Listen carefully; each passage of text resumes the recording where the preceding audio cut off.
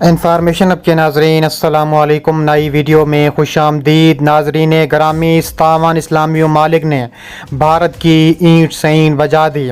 57 اسلامی ممالک کا ایسا فیصلہ کہ پورے بھارت پر لرزہ طاری ہو گیا۔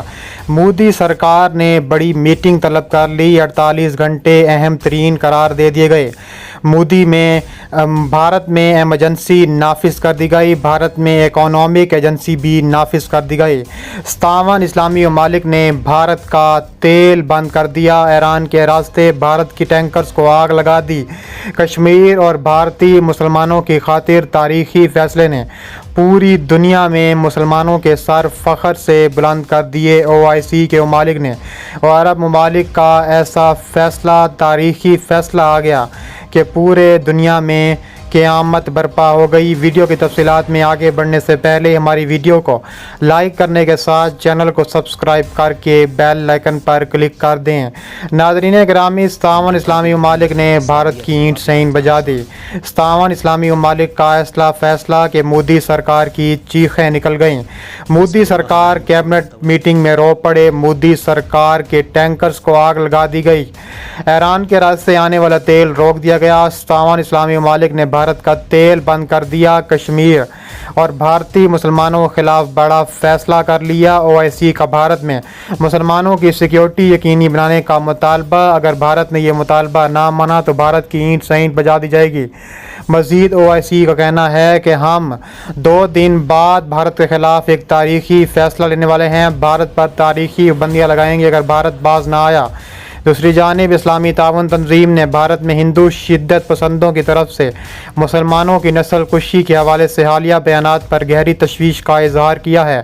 مسلم خواتین کو ہراساں کرنے، حجاب کے تنازع پر تشویش کا اظہار کیا۔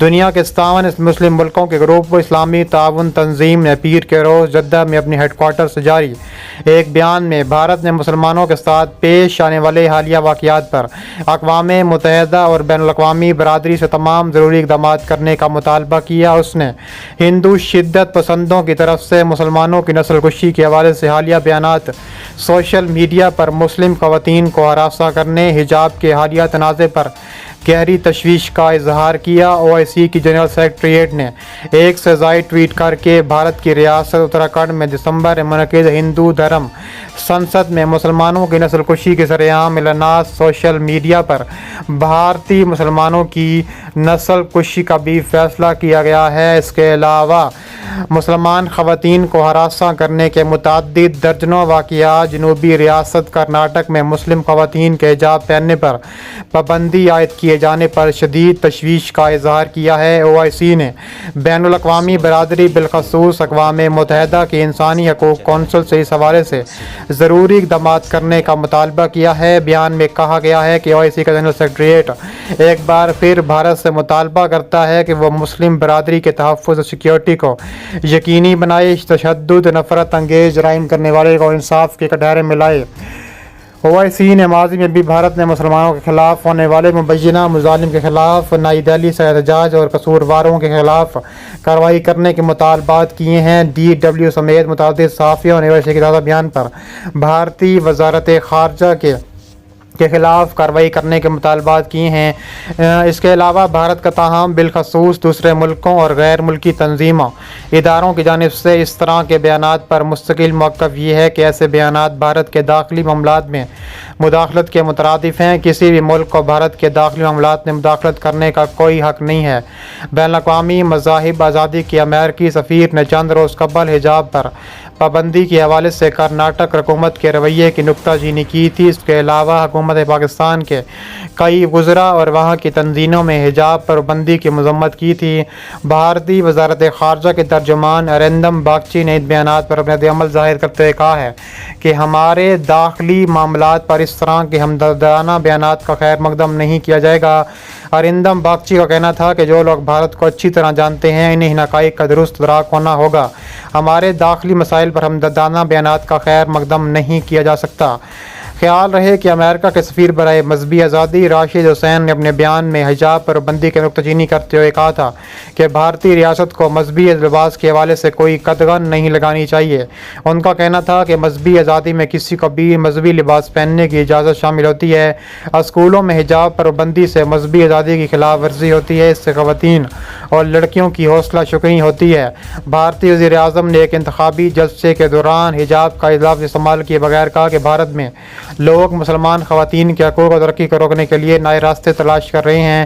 وزیر اعظم مودی کا کہنا تھا کہ وہ لوگ مسلم بہنوں کو ورگلا رہے ہیں تاکہ مسلم بیٹیوں کی زندگی ہمیشہ ہی پیچھے رہے، کیونکہ ہماری حکومت ہر مظلوم مسلم خواتین کے ساتھ کھڑی ہے۔ دوسری جانب بھارت کا ایسا بیان کے بعد OIC کا مزید رد عمل بھارت میں انسانی تعاون تنظیم کی طرف سے اجلاس میں کشمیر کے حریت رہنما کو دعوت دینے پر شدید ناراضگی کا اظہار کیا گیا ہے۔ بھارت نے دنیا کے 57 اسلامی ممالک پر مشتمل گروپ پر اسلامک تعاون تنظیم کی اس بات کے لیے شدید نکتہ چینی کی ہے۔ اس نے اپنے اجلاس میں کشمیر کے ایک علیحدگی پسند رہنما کو شرکت کی دعوت کیوں دی۔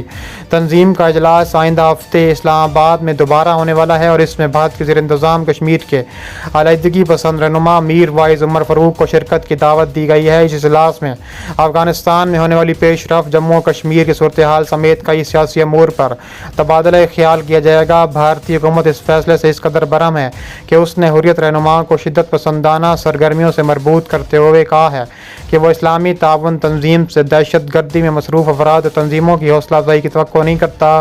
بھارتی کشمیر کے بیشتر علیحدگی پسند حریت رہنما پر بہت بڑا فیصلہ بھی سامنے آیا ہے اور وہ اس کے لیے تشدد کا راستہ اپنانے کی مخالفت کرتے ہیں۔ نئی دہلی میں وزارت خارجہ کے ترجمان سے جب اسلام آباد کے اجلاس میں حریت رہنما کی شرکت سے متعلق سوال پوچھا گیا تو انہوں نے کہا ہے کہ ہم نے OIC کے سیکرٹری جنرل کی طرف سے کل جماعتی حریت کانفرنس کے چیئرمین کو اسلام آباد میں تنظیم کے وزرائے خارجہ کی کونسل کے 48ویں اجلاس میں شرکت کے لیے دعوت نامے کے حوالے سے بھارتی میڈیا رپورٹس دیکھنی ہے۔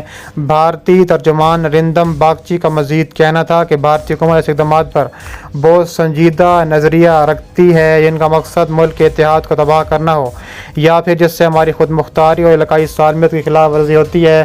نریندم باگچی نے کہا ہے کہ ہم OIC سے دہشت گردی اور بھارت مخالف سرگرمیوں میں ملوث افراد اور تنظیموں کی حوصلہ افزائی کی توقع نہیں رکھتے۔